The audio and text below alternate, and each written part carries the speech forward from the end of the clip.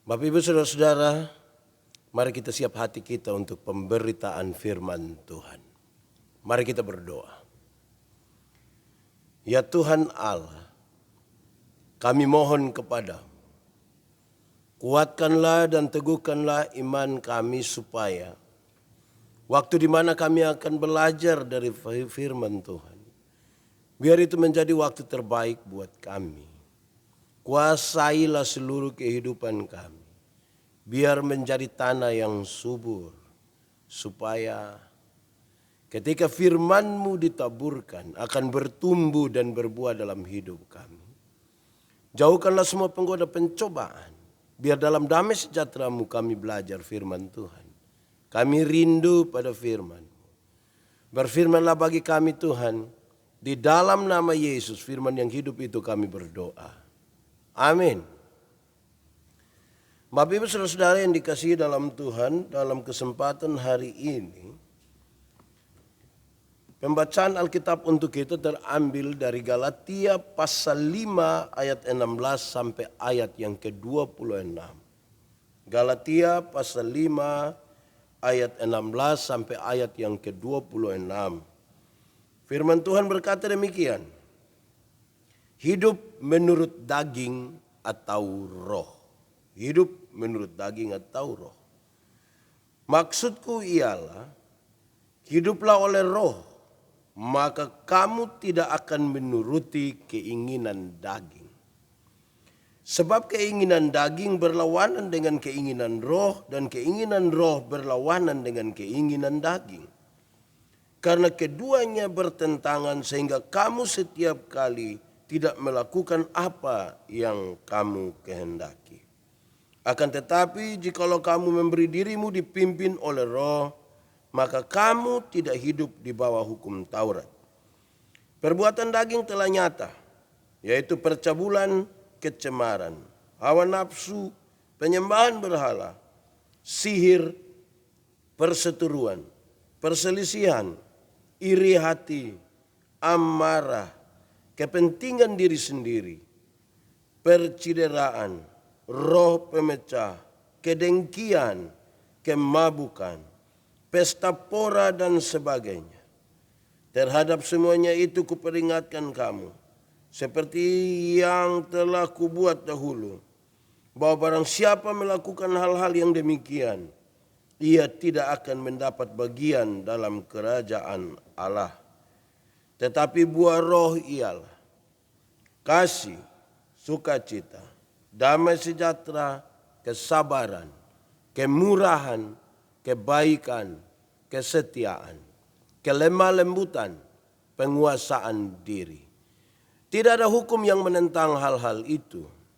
Barang siapa menjadi milik Kristus Yesus, ia telah menyalibkan daging dengan segala hawa nafsu dan keinginannya. Jikalau kita hidup oleh roh, baiklah hidup kita juga dipimpin oleh roh. Dan janganlah kita gila hormat, janganlah kita saling menantang dan saling mendengki. Demikian firman Tuhan. Berbahagia setiap orang yang mendengar firman, memelihara dan melakukan dalam hidup setiap hari. Shalom.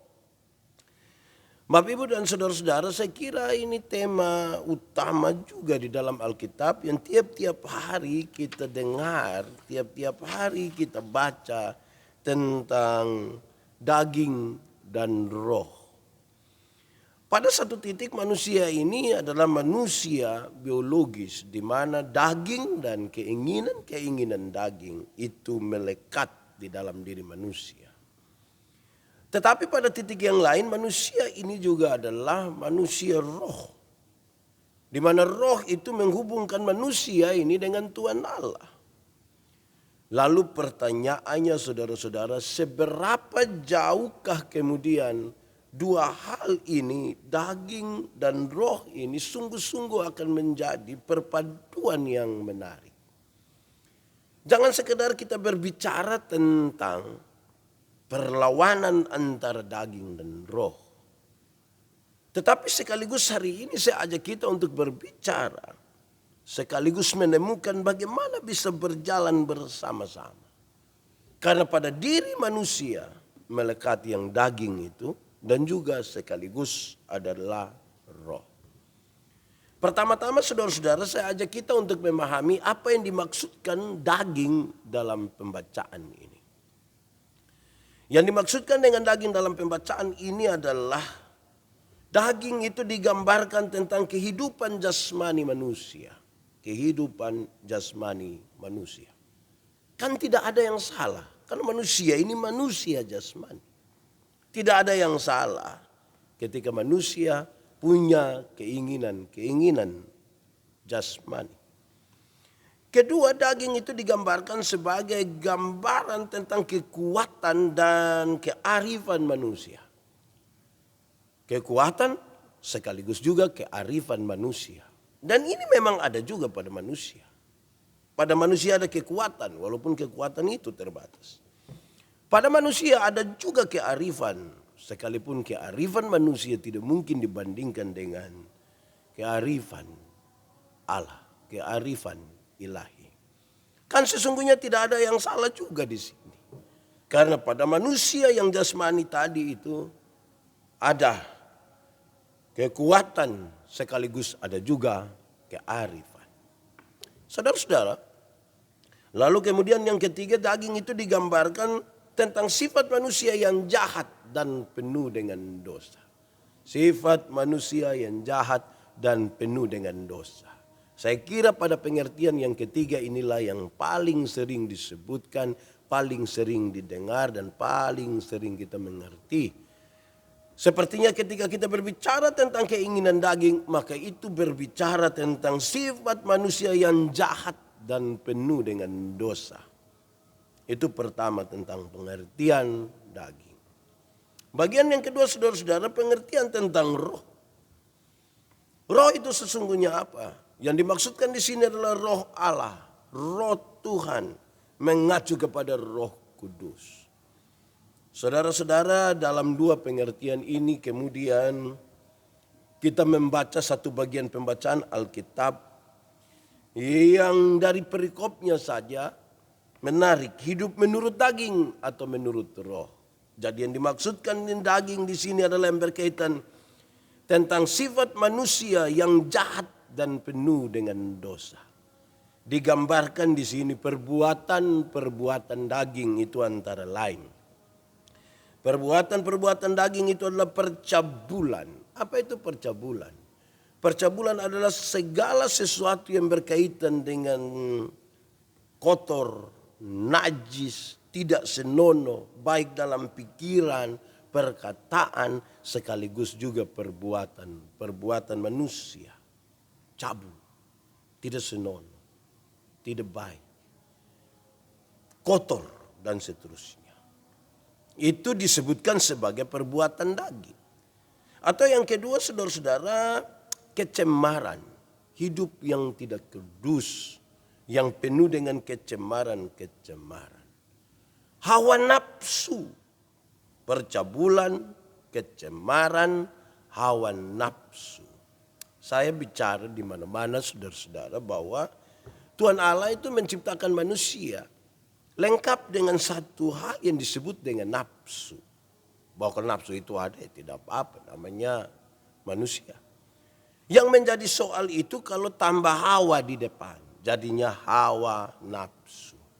Hawa itu saya sebut sebagai udara. Nah, udara itu kan ada di mana-mana. Jadi kalau kita sebut hawa nafsu, jangan sampai seperti udara ini nafsu di mana-mana. Wah, itu yang bahaya.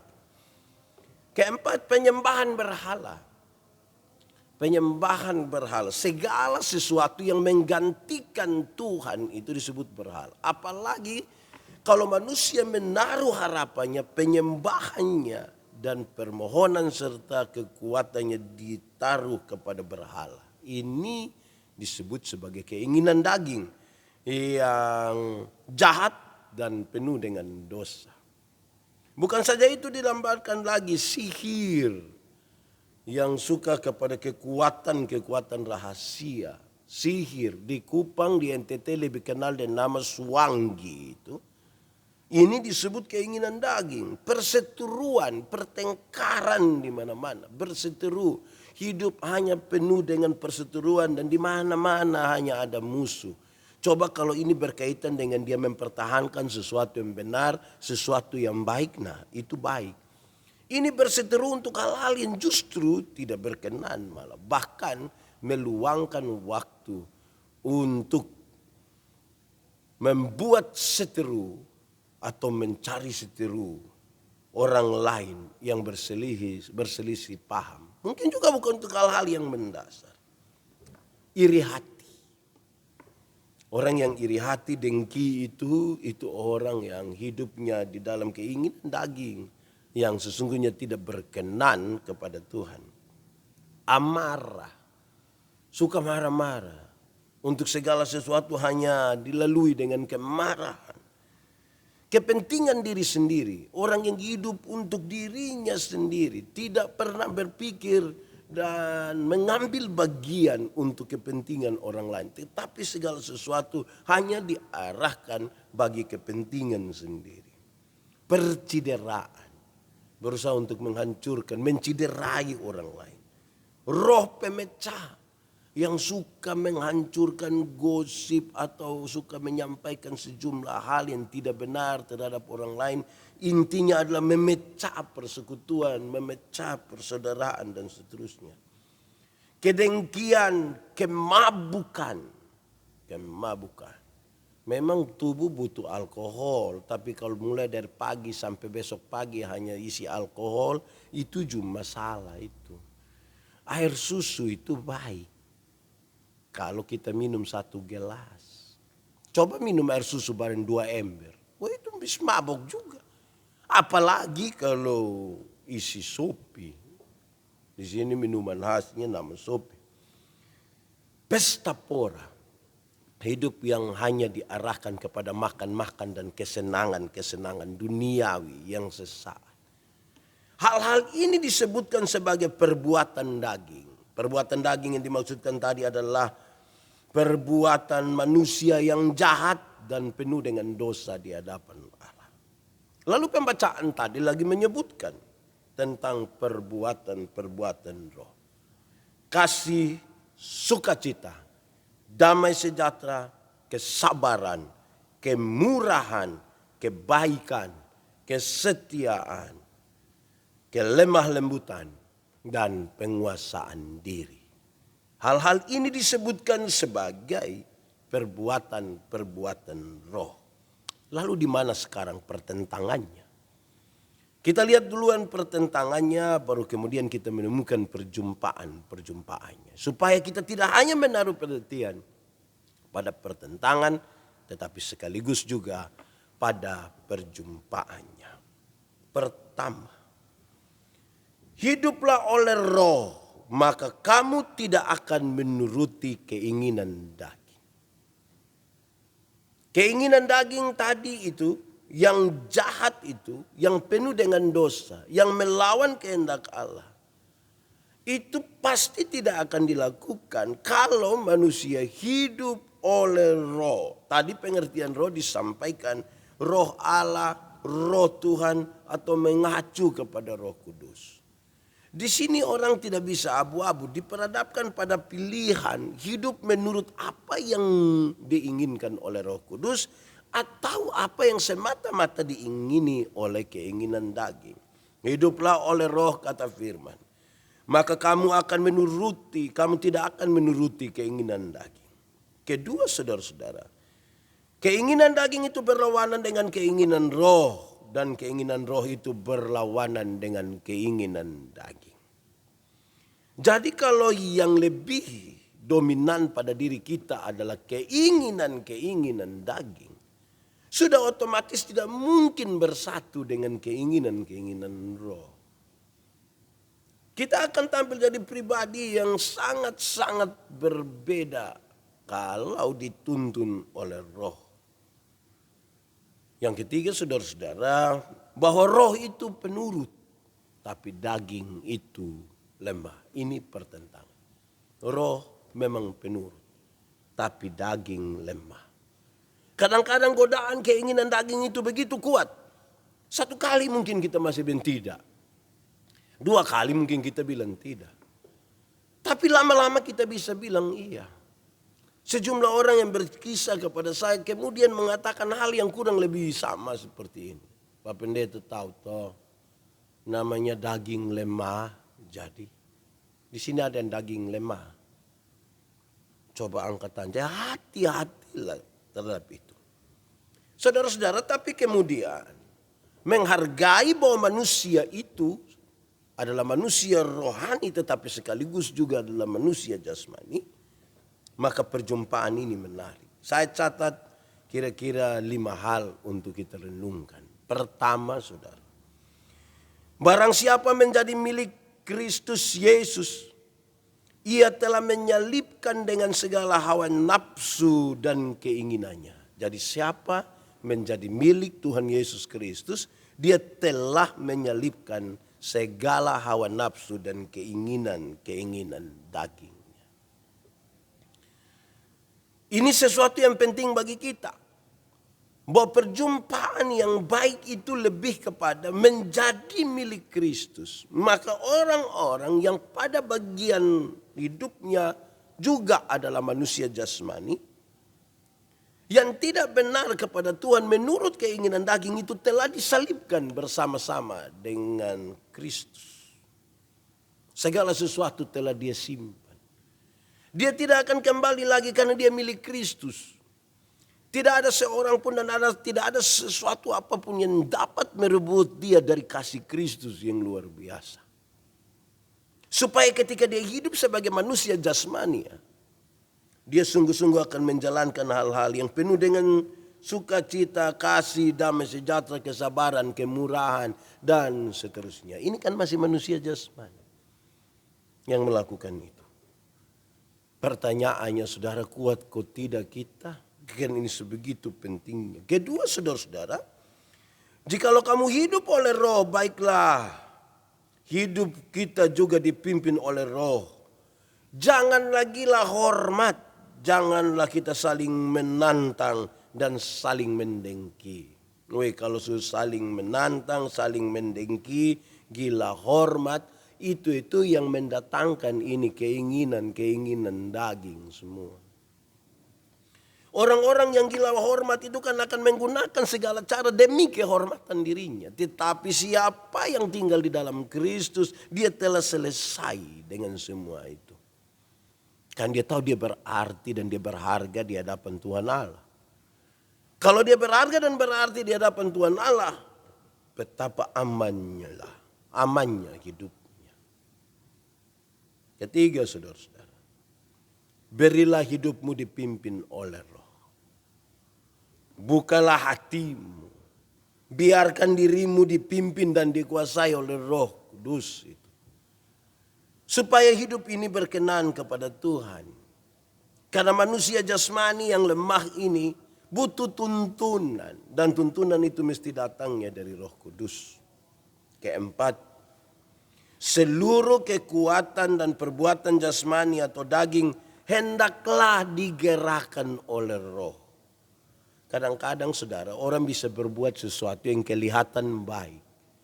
Tetapi kalau tidak digerakkan oleh Roh Kudus, itu kan nanti masih berpusat kepada dirinya sendiri. Mencari kehormatan, gila hormat dan lain sebagainya. Dia melakukan sesuatu yang kelihatan baik, tetapi berpusat kepada dirinya sendiri. Dan itu tidak berkenan. Berilah dirimu kepada Tuhan supaya segala sesuatu yang kau buat dalam perbuatan jasmani atau kedaginganmu itu digerakkan oleh Roh Kudus. Kelima, rendahkanlah dirimu di hadapan Allah dan biarkanlah Roh Allah yang memimpin kita. Saudara-saudara, keinginan-keinginan daging itu bisa terbingkai di dalam apa yang kita sebut sebagai keangkuhan, tinggi hati dan lain sebagainya. Jadi kalau orang mau datang kepada Tuhan, dipimpin oleh Tuhan, dia butuh untuk merendahkan diri. Dia butuh untuk merendahkan hatinya di hadapan Tuhan. Tuhan sayang kepada mereka yang rendah hati. Tapi orang-orang congkak itu Tuhan tidak senang. Saudara-saudara, marilah sekarang kita berpikir sejumlah hal yang praktis. dalam hidup kita tiap-tiap hari berkenaan dengan perjumpaan antara daging dan sekaligus roh. Kita ini kan manusia. Kita butuh makan. Kebutuhan-kebutuhan pokok kita makan, pakai, rumah. Kita butuh dihormati. Kita butuh penerimaan. Kita butuh semua. Karena itu kita masih manusia. Tinggal di dalam dunia. Mari jujur, kita butuh uang juga. Kita butuh hal-hal lain. Tetapi sekarang saudara-saudara dalam kebutuhan-kebutuhan akan hal-hal itu. Oleh Roh Kudus yang memimpin kita. Menolong kita untuk dengan cara-cara yang benar. Dengan cara-cara yang benar. Dia melakukan untuk mendapatkan semuanya itu. Contoh. Banyak orang juga akan rindu untuk terkenal. Dikenal. Populer. Kan ada dua cara. Bisa cara yang baik. Bisa juga cara yang tidak baik. Saudara lihat yang populer di televisi, di media sosial, itu kan bukan saja hal-hal yang baik. Ada juga yang tidak baik. Sekarang pilihannya ada pada kita. Pilihannya ada pada kita. Kalau saudara melakukan yang tidak baik, itu terkenal cepat. Sangat cepat. Ini hari saudara bikin rekaman, maki-maki satu pejabat, sebentar saudara terkenal. Ini hari saudara coba-coba jalan di jalan tidak pakai pakaian, terkenal langsung itu. Viral di mana-mana. Tetapi untuk menjadi terkenal dengan hal baik dituntun oleh Roh ini butuh kreativitas, butuh doa, butuh iman, butuh pengharapan. Semuanya berproses secara baik sehingga ini bukan sesuatu yang mendadak sekali terjadi. Jadi kita tetap manusia yang butuh 1, 2, 3, tetapi kita tetap butuh Roh Kudus. Saudara-saudara, karena kita manusia dunia yang tinggal di dunia, penuh dengan keinginan-keinginan daging ini, kita membutuhkan Roh Kudus itu supaya terus mengajarkan kepada kita sejumlah hal. Untuk kita ingat, untuk kita sadar, untuk kita pakai sebagai pedoman dalam perjalanan hidup kita tiap-tiap hari di dunia. Saudara-saudara, yang menarik adalah gerakan dari Roh di dalam kita. Yang menggerakkan kita melakukan 1, 2, 3, 4 dan lain sebagainya. Kan hal itu di dalam dan tidak diketahui oleh orang lain. Tapi kan Tuhan tahu. Dia menyelidiki hati dan dia tahu siapa kita. Dan untuk itu saudara-saudara, biarlah Roh itu menguasai kita kuat-kuat. Kita tidak masuk ke dalam berbagai hal. Saya membaca saudara-saudara. Sejumlah hal yang dikatakan tentang perbuatan daging. Percabulan, kecemaran, hawa nafsu, penyembahan, berhala, sihir, perseteruan, perselisihan, iri hati, amarah, kepentingan diri, percederaan, roh, pemecah, kedengkian, kemabukan, pesta pora. Ini hal yang enak sesungguhnya. Enak. Dan Roh Kudus itu yang menolong kita untuk bisa menguasai diri terhadap ini semua. Menahan kita. Untuk tidak memberi diri kita masuk dan hancur di dalam kesemua hal yang telah disampaikan itu. Pikiran kita di sini. Tapi mestinya dikuasai oleh Roh Kudus supaya dia tidak liar kemana-mana. Perasaan kita di sini. Biarlah dikuasai oleh Roh Kudus supaya dia tidak kemana-mana. Semuanya itu biarkanlah dipimpin oleh Roh Kudus. Kita butuh punya keputusan hari ini. Keputusan yang membawa kita untuk merendahkan diri di hadapan Tuhan Allah. Mereka yang sombong, mereka yang congkak, mereka yang setia kepada hal-hal kemanusiaan yang penuh dengan jahat dan dosa di hadapan Allah. Itu semua akan berakhir. Itu semua akan berakhir dengan tidak berkenan. Hancur. Bukan saja kehidupannya yang hancur. Tetapi kekekalannya juga hancur. Kekekalannya ada di tempat yang tidak sebenarnya dia inginkan. Siapa mau masuk neraka? Tidak ada orang mau masuk neraka. Tetapi enaknya hidup di dunia ini bisa membuat kita menolak Yesus. Menggadaikan iman. Tidak setia. Dan itu kita menghancurkan kehidupan kita. Sekarang dan juga yang akan datang. Mereka yang hangus di dalam kemabukan dan pesta pora misalnya. Kan itu hancur kita pu hidup toh. Saya selalu bilang begini. Saudara minum, ambil alkohol, terus satu saat saudara pergi periksa begini, waktu ronsen, ternyata kita punya setengah hati ini sudah tidak ada, separuh hati telah pergi. Lantas sadar atas hal itu saudara berdoa, Tuhan saya mohon ampun Tuhan. Tuhan kasih ampun kok tidak? Ya Tuhan kasih ampun. Tapi apakah dengan Tuhan kasih ampun ini hati itu kembali lagi? Tidak. Ini menjadi sebuah konsekuensi dari apa yang telah kita ambil sebagai keputusan sebelum kita mau hidup lebih berkenan kepada Tuhan Allah. Mari rendahkan dirimu di hadapan Tuhan. Dan biarlah hidup kita ini dituntun oleh Roh. Supaya kehidupan jasmani kita dalam seluruh hal yang kita lakukan itu hanya digerakkan oleh Roh Kudus. Tuhan memberkati kita. Mari kita berdoa. Ya Tuhan Allah, terima kasih banyak. Kesempatan hari ini Tuhan berikan bagi kami belajar sesuatu dari firman Tuhan. Kami tahu sekarang Tuhan, bahwa seringkali memang kami memberi diri kami kepada keinginan-keinginan duniawi, keinginan-keinginan daging. Mengikuti apa yang jasmani kami inginkan. Sampai-sampai kami lupa akan hal-hal yang baik yang menjadi bagian dari kehidupan yang dituntun oleh Roh. Tolonglah kami hari ini Tuhan, supaya kami hidup dalam kerendahan hati, membuka hati kami. Kalau Tuhan melihat sejumlah orang yang mengikuti hal ini, sementara merendah dan membuka hidupnya di hadapan, sambutlah dan terimalah. Dalam seluruh kerendahan hati kami mohon, Tuhan jamah kami. Tuhan menyambut kami. Biarlah hidup kami sungguh-sungguh dituntun oleh Roh Kudus-Mu. Terpujilah nama Tuhan. Di dalam nama Yesus kami berdoa. Amin.